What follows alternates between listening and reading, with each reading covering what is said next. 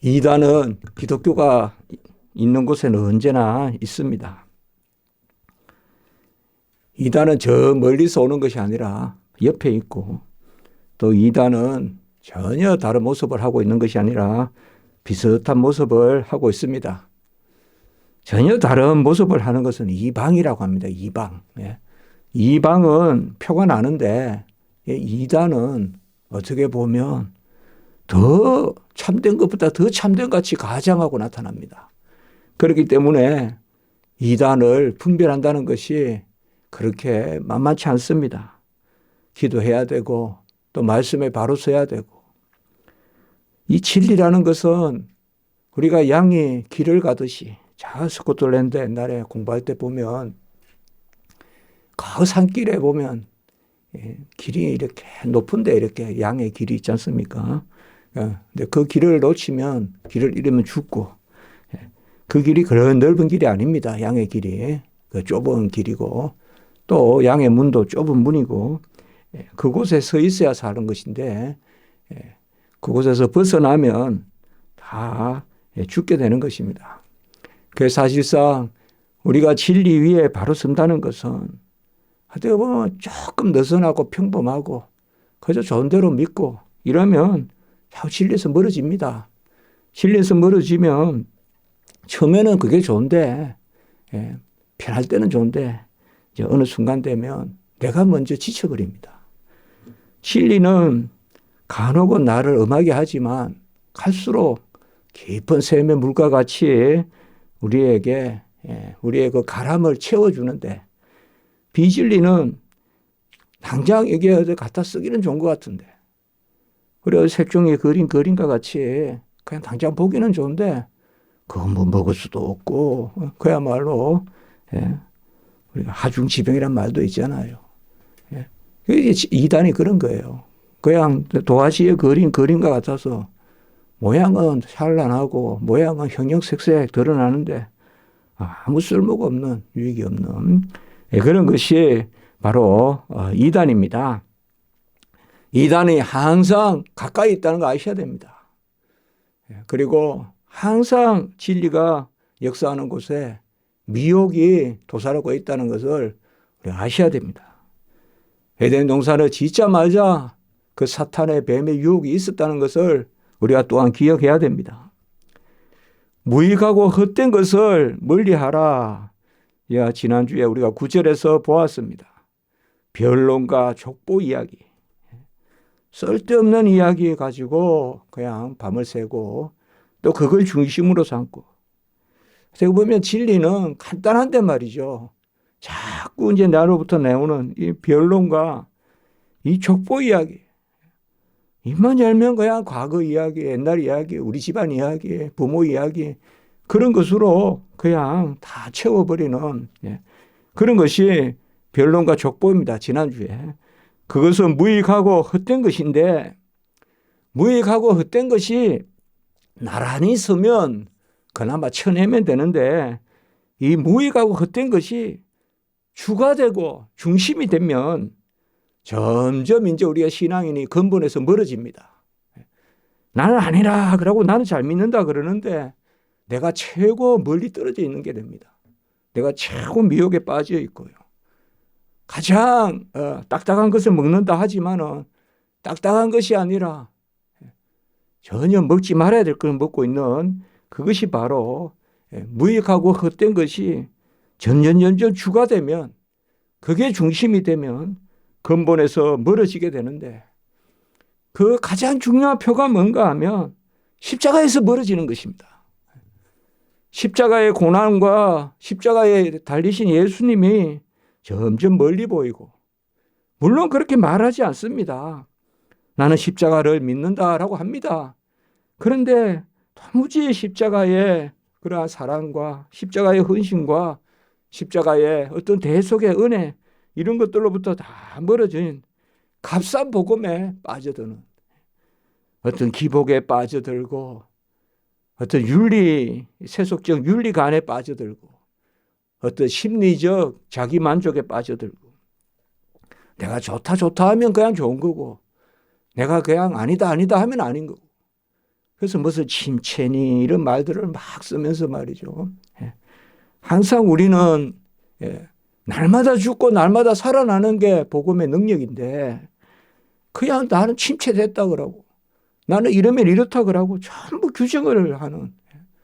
그래서 나는 이럴 때는 이렇고 저럴 때는 저렇고 도무지 복음이 끼어들 장소가 없는 그런 것들이 바로 저는 그렇게 생각합니다. 십자가가 밝히 보이거늘 누가 너희를 깨드냐. 십자가만 밝히 보이면 갈라디아 3장 1절에 어떤 유혹도 다 십자가로 물리치는데 십자가가 밝히 보이지 않으면 이제 스물스물 이제 다른 것들이 그 자리에 차고 들어옵니다. 우리 교회도 보면 비가 오면 이렇게 물이 새고 이럴 때마다 정말 이 보이지 않게 어느 곳으로 이렇게 치고 들어오는 게 무섭다는 그런 생각을 합니다. 매번 근심이 있고. 그러나 한번 기도하면서 그 생각도 해봤어요. 깨어 있어서 기도하라고 하나님이 그래도 주시는 거 아니냐. 하나님이 깨어서 기도하라고. 우리가 물이 좀 새야 또 물 안 새는 곳이 감사하고 또 그런 면이 있지 않습니까? 이 정말 안 보이게 어디서 오는지도 모르고 어떻게 막아야 될지도 모르고 그러나 장마철이 되면 나타나는 어떤 그런 시기가 되면 나타나는 이러한 것들이 있습니다. 십자가에서 멀어지면 그리스도의 복음에서 멀어지면 그게 그냥 그 자리에 있는 것이 아니라 다른 복음이 돼서 원복음, 본질적인 복음을 밀어내고 이 다른 복음이 들어오는 것입니다. 오늘 이단에 속한 사람 이렇게 10절에 이야기하고 있습니다. 이 단어가 이단에 속한 헬라 하에레티코스 하는데 여기서 헤롯이란 말이 나왔습니다. 이단, 이교, 이설. 이 이단, 우리가 이단이라면 정통이 아닌 것을 이단이라 그러죠. 그러나 이게 본래 이단에 속한 사람이다 할 때 여기 이단이란 말은 두 가지 뜻이 있어요. 이걸 동사가 되면 두 가지 뜻이 있어요. 첫째는 내가 선택한 것이에요. 내가 선택한 것이에요. 이 단어가 본래 선택하다 하는 단어에서 나와요. 이 단어가. 그 다음에 두 번째는 뭐냐 하면 분파에 속하는 거. 그래서 이 단어가 그렇게 나쁜 단어는 아니에요. 이 단어 자체가 하이레티조라고 하는데요. 이 단어 자체가 나쁜 단어는 아니에요. 그런데 이 단어가 하나님의 진리에 앞에 설 때는 내가 선택해서 내 분파에 속하는 거. 결국 뭡니까? 하나님이 나에게 주신 것으로 신앙생활 하지 않고 내가 만든 것으로 신앙생활 한다 이 말이에요. 세상에서는 천재라고 불릴 수 있어요. 세상에서는 독창적이라고 불릴 수 있어요. 세상에서는 이런 사람이 지도자가 될 수 있어요. 그러나 교회에서는 아니에요. 하나님의 진리에서는 받아들이고 아멘하고 절대적인 객관적인 진리를 그저 받아들이는 수납하는 그게 하나님 앞에의 온전한 신앙이에요. 하나님의 말씀, 계시를 믿음으로 수납하는 신앙, 믿음으로 받아들이는 그게 제자리거든요. 내가 선택해서 내가 만들어서 내가 쏘아 올리고 내가 내려받고 결국 내 거예요. 내 거. 내가 쏘아 올리고 내가 내려오는. 옛날에 우리 대학교 다닐 때 난장이가 쏘아 올린 작은 공이다. 그런 소설이 있었어요. 수필 같은 소설이 있었는데 그냥 자기가 쏘아 올린 게 자기가 되는. 그게 신탁이에요. 신탁. 그리스 로마 신화 보면 헬라인들이 옛날에 신탁이라는 게 있어요. 하나님이 주신 말씀이다. 신이 내린 말씀이다. 그래 놓고 어디 뭐 돌에 새겨졌다 이러면서 전부 속이는 거죠. 그리고 막 그냥 중얼중얼 거리면서 뭐 하나님이 내려주셨다는데 결국은 뭐예요? 사람 말이에요. 그게. 사람이 사람을 속이려고 사람이 위로 던져 올린 것을 사람이 내려받는 게 신탁이에요. 그건 계시가 아니에요. 모든 이방 종교는 이 신탁이에요. 신탁이 뭐예요? 사람이 선택해서 사람이 만든 것을 사람이 받아들이고 우리만 잘 믿는다. 그러면 아까 뭐라 했습니까? 이단에 속한다는 말이 뭐라 했죠? 내가 선택해서 내가 분파를 이루라. 이것이 바로 이단에 속한 사람이라 뜻입니다. 또 대표적인 게 뭡니까? 우상입니다. 우상. 성경으로 봤을 때 우상이에요. 신은 형상이 없어요. 하나님은 어떤 형상이 없단 말이에요. 근데 내가 형상을 만들어서 내가 그걸 신이라 규정하고 그것을 믿는 사람, 그것을 따르는 사람만이 온전하다 그러고, 그게 바로 뭐예요? 금송아지를 만들고 또 이방으로 하면 바알신, 몰록신, 밀곰신, 그러한 모든 것들이 다 뭐냐 하면 내가 만든 것입니다. 우리는 우상을 그저 저 멀리 있는 것이 아니라 내 것으로 하나님의 것을 배척하거나 내가 생각하는 것으로 하나님이 주신 말씀을 넘어서면 그 순간 그게 우상입니다. 그게 이단에 속한 사람입니다. 그러니까 이것이 무슨 거창하게 저 멀리 아주 어떤 모습을 취하고 있는 것이 아니라 내 안에 도사리고 있다는 것을 아셔야 되는 거예요. 항상 교회의 역사를 보면 잘 믿는다 그러면서 교회를 뛰쳐나가는 사람들이 있어요. 그들은 대체로 뭐라고 이야기하는가 하면 순수파다. 그런 게 있습니다. 초대교회에 카타리파다라고 해서 잘 믿는다 이거예요. 그래서 수도원 운동도 하고 뭐도 하고 항상 보따리를 챙기고 내가 잘 믿는다 이렇게 생각하면서 하는 사람들이 있다 이 말이죠. 그런 가운데서 그것이 주로 내 생각의 믿음, 내 생각의 믿음. 사실상 우리가 사도 바울이나 이렇게 보면 비록 다툼이 있고 분쟁이 있어도 또 예루살렘 교회로 찾아가거든요. 그래서 교회라는 어떤 그런 하나님의 몸된 교회의 비밀이 있거든요. 하나님은 제사든 절기든 정결례. 제사 절기가 뭐예요? 1년의 칼렌다예요. 1년 동안의 칼렌다. 1년 동안에 하나님의 백성이 살아가야 될 이 여기에요. 칼렌다. 달력이에요.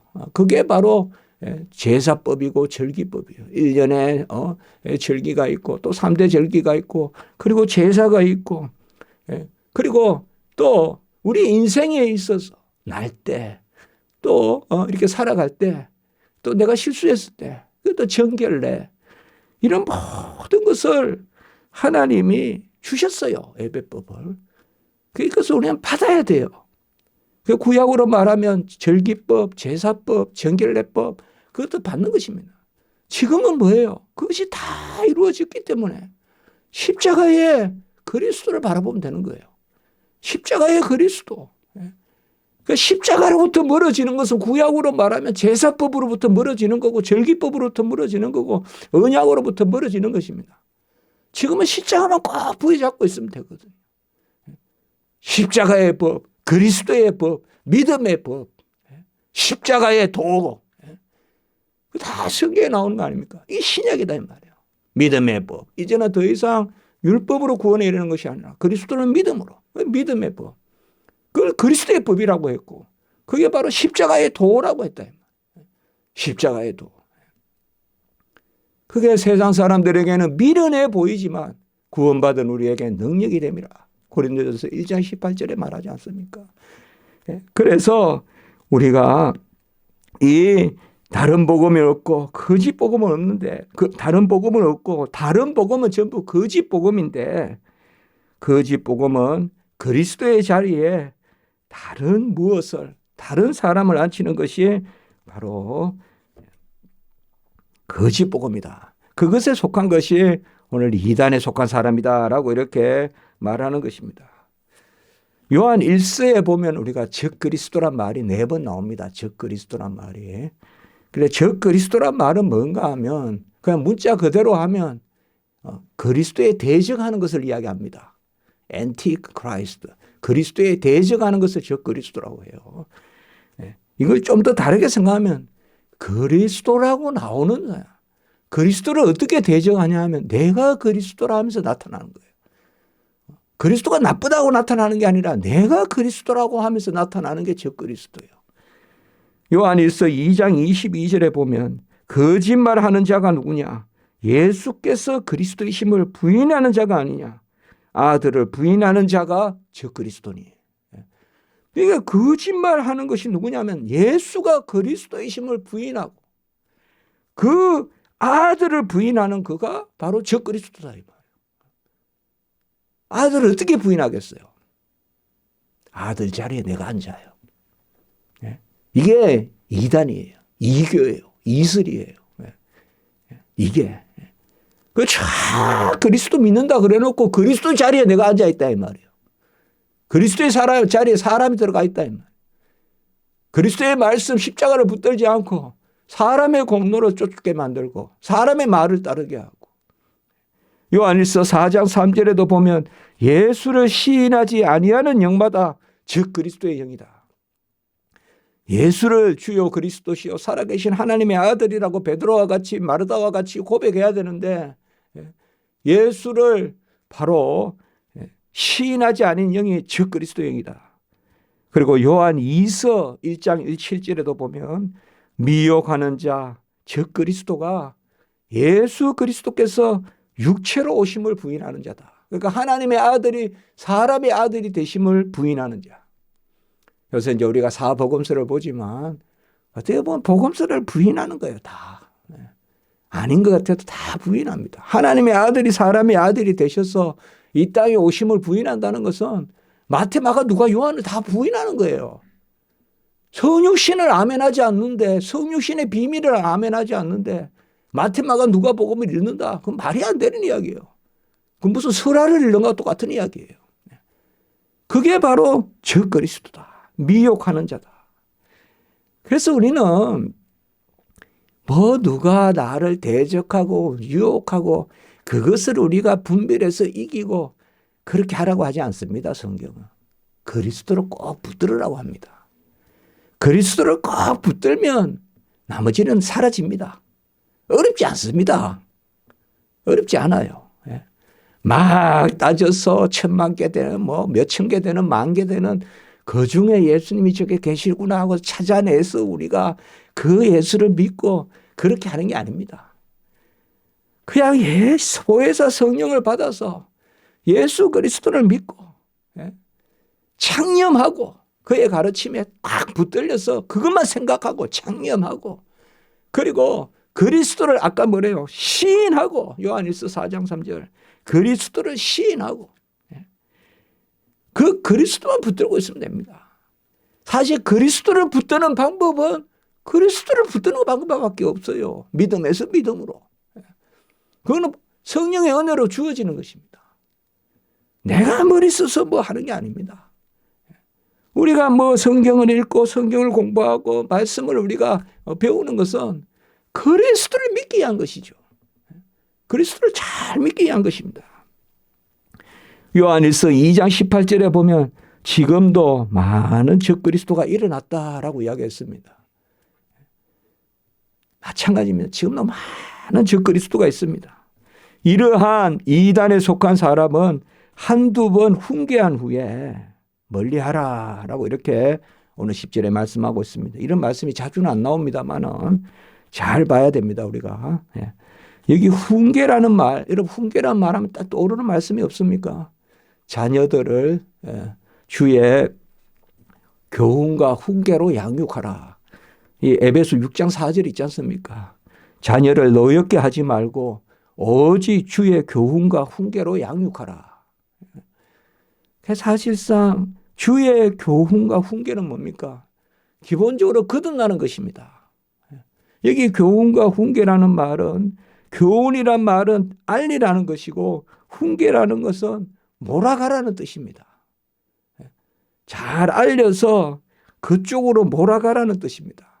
그래서 사실상 훈계라는 말은 좋은 말입니다. 부모가 자녀에게 해야 될 것이 바로 교훈과 훈계다. 자녀를 노엽게 하지 마라. 그리고 교훈과 훈계로 양육하라.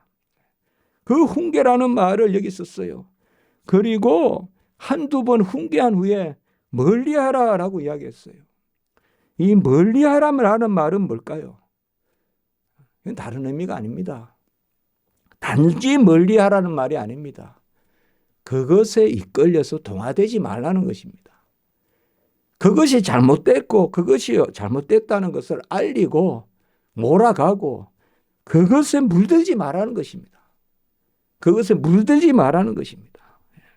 이 단어가 바로 그런 뜻입니다. 나란히 가면서 알려는 주되, 그래서 잘못됐다 이야기는 해주되 점점 그것과는 멀어져야 됩니다. 우리가 세상의 친구를 교회 데려오겠다고 세상 친구 따라서 술집 갈 수 없잖아요. 마치 그게 멀리하라는 뜻이에요. 이거 뭐예요? 이단에 속한 사람을 우리가 돌이키게 할 때는 그것을 내가 해서는 안 된다 이 말입니다. 이단에 속한 사람들이 뭐예요? 다 인본주의자잖아요. 다 아까 이야기했지만 내가 선택해서 내가 믿잖아요. 그러면 이들에 대하여 훈계할 때는 뭐예요? 훈계하는 내가 하나님 편에 있어야 된다 이 말이에요. 내가 인본주의적으로 훈계하면 안 된다 이 말이에요. 내가 설득시키려고 하고 내가 그를 돌이키려고 하고 내가 판단하고 내가 버리고 내가 붙이고 그러면 안 된다 이 말입니다. 여기 멀리하라는 말은 그것입니다.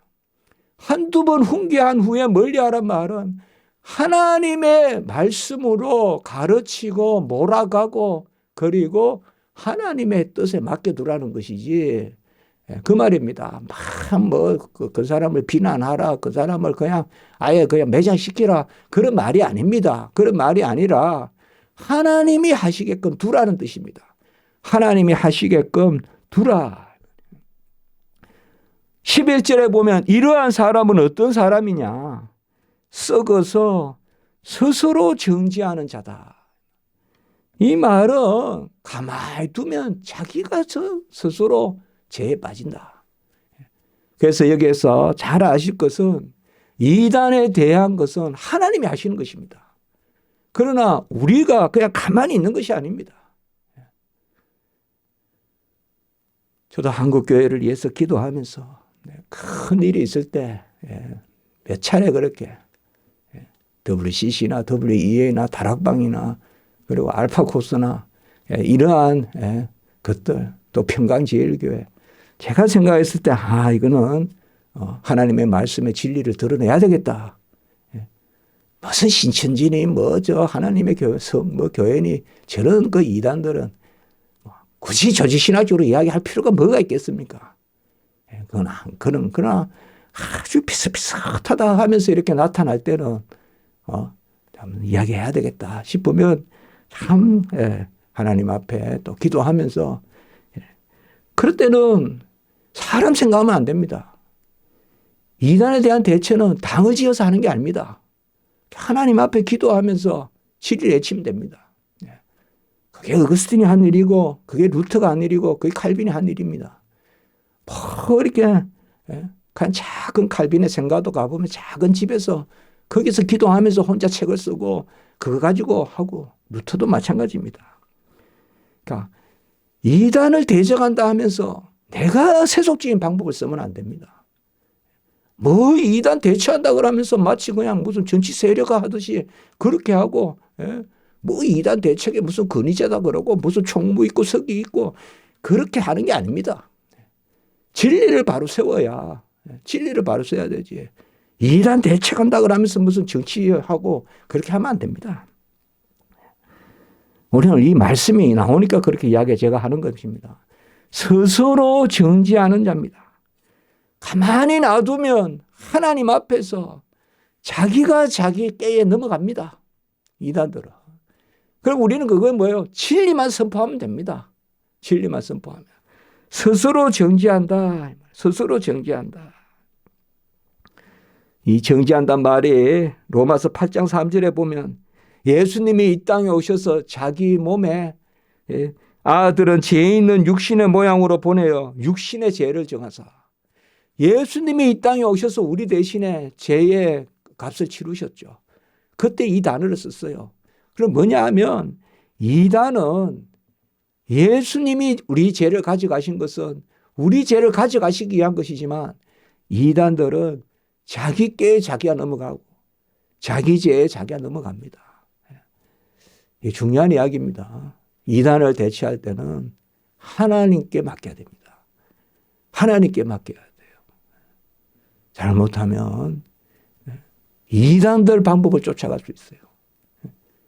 이단들이 막 그냥 하나를 세워놓고 막 무리를 지으니까 우리도 그런 방식으로 힘을 모아보자.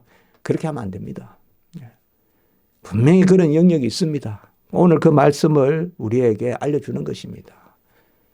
특별히 이 거레데 섬은 여러 이교들, 이방들, 그친 사람들이 많은 거기에서 디도가 목회했습니다. 얼마나 힘들겠어요. 얼마나 잡다한 것들이 많겠어요. 그러나 그때 바로 훈계로 하되 멀리하고 하나님의 뜻에 맡기고 그들은 스스로 정지하는 것이다. 그래서 하나님의 뜻을 구하라. 우리는 적극적인 방법입니다. 어두움과 계산하는 게 아니라 우리는 빛의 자녀로 빛을 누리는 겁니다. 빛을 하면 어둠은 물러갑니다. 기도드리겠습니다. 거룩하고 자비로우신 하나님 아버지, 은혜와 사랑을 감사드립니다. 우리가 올바른 신앙에 서게 하시고 다른 복음은 없고 그리스도의 복음만 밖에 없다고 갈라디아서 말씀하셨는데 그 예수 그리스도를 밝히 보고 주의 십자가만을 우리가 아버지여 따르고 십자가를 지고 나를 부인하는 그 자리에 서게 해 주시옵소서. 아버지여, 비가 많이 내렸는데 이 비로 어려움 겪지 않도록 도와주시고 우박도 눈도 아버지여 물로 바꾸어 또 경작에 쓰신다고 말씀하셨는데 이 비가 또 아버지여 작물이 자라는데 유용한 비가 될 수 있도록 도와주시고 오늘 한 날 오가는 발걸음 순서 지켜주시고 십자가 지기의 모든 지체님들 은혜와 또 하나님께 성령이 충만한 오늘 한 날 될 수 있도록 인도해 주시옵소서. 모든 건속들 지켜주시고 모든 예배 은혜 가운데 인도해 주시옵소서. 주 예수 그리스도의 이름으로 감사하며 기도드리옵나이다. 아멘.